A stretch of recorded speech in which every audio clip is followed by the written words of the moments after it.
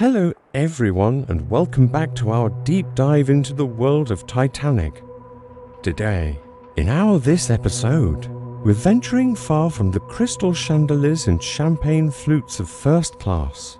We're going down to the lower decks, into the heart of the ship where the real pulse of life aboard the Titanic can be felt.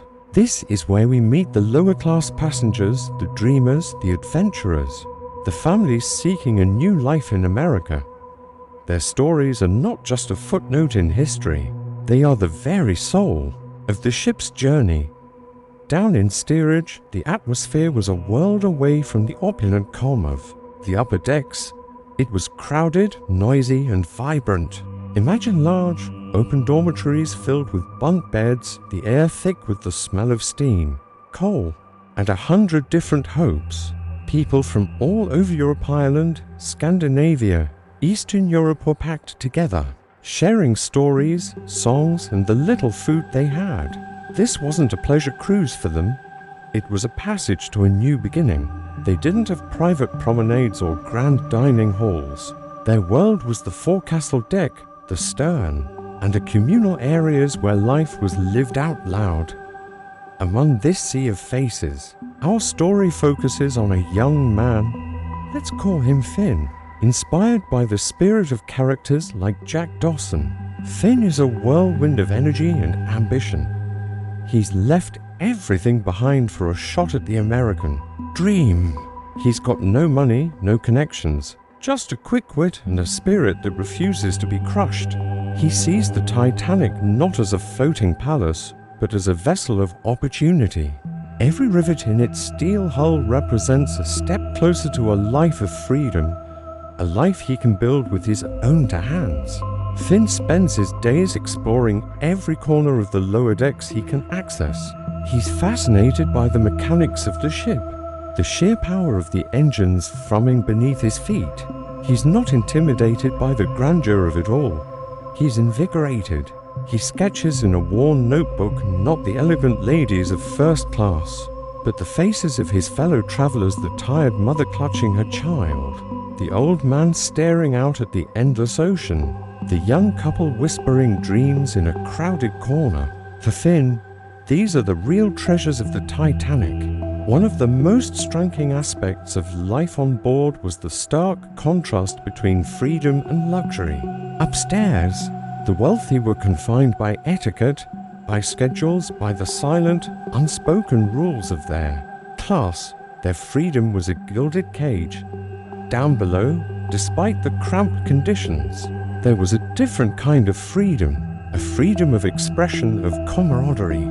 They danced to fiddles and accordions, their laughter echoing through the steel corridors. They shared their fears and their hopes openly, bonded by a common journey. It was a raw, unfiltered humanity that you simply couldn't find in the perfumed air of the first-class lounge. This was the reality of the class struggle in 1912, played out on a miniature, floating version of the world. The ship was a microcosm of society, with its rigid hierarchies and invisible walls. A passenger from steerage couldn't simply wander into the veranda cafe for a cup of tea. Gates and stewards ensured the classes remained separate. This physical division was a constant, visual reminder of their place in the world. Yet, it's in these lower decks that the spirit of defiance and resilience truly shines. They might have been in the belly of the ship, but their spirit soared higher than the tallest mast. Think about the sheer courage it took. These weren't aristocrats on a grand tour. They were people who had sold everything they owned for a one-way ticket. They were betting their entire future on this voyage. The hope in their eyes was almost tangible. They talked of jobs in New York, of land in the Midwest, of a society where a person could be judged by their character, not their birth. The ambition was electric. Every conversation was filled with plans, with dreams of what they would do and who they would become once they set foot on American soil. Finn embodies this spirit. He's not just a passenger, he's a survivor in the making. He's observant, resourceful. He learns the ship's layout, befriends the crew, and understands the rhythm of the vessel. He's not naive about the challenges ahead, but he's fueled by an unshakable optimism. He sees the iceberg-filled waters of the North Atlantic not just as a danger, but as the final obstacle between his past and his future. This fearless attitude is what makes his story so compelling. He represents the unsinkable spirit of the common person, a spirit that even a tragedy of this magnitude could not entirely extinguish. Our historical romance isn't just about two people falling in love, it's about the collision of two worlds. It's about how love can blossom in the most unlikely of places and how it can challenge the rigid structures of society. When our fearless young man from steerage catches the eye of a lady from first class, it's more than just a fleeting glance across a crowded deck. It's a spark that threatens to ignite the carefully constructed social order of the ship. Their story becomes a powerful symbol of hope, a testament to the idea that human connection can transcend any barrier, whether it's class, wealth, or the steel walls that divide them. As we continue to explore this narrative, we'll see how Finn's journey is a mirror to the larger story of the Titanic. It's a story of incredible human achievement shadowed by immense hubris. It's a story of hope and ambition set against a backdrop of impending doom. The spirit of the lower-class passengers, their resilience, their dreams for a new life, adds a profound depth to the tragedy.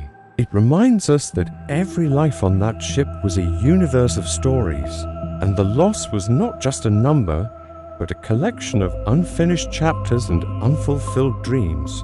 Finn's tale, a story of a young man with no fear, is a powerful reminder of the enduring human will to survive, to dream, and to love, no matter the odds. Thank you for joining me on this journey into the heart of the Titanic. The stories from the lower decks are a crucial part of its legacy, and they deserve to be told. If you're finding this series as fascinating as I am, make sure to hit that like button and subscribe so you don't miss our next episode. We have so much more to uncover. See you next time.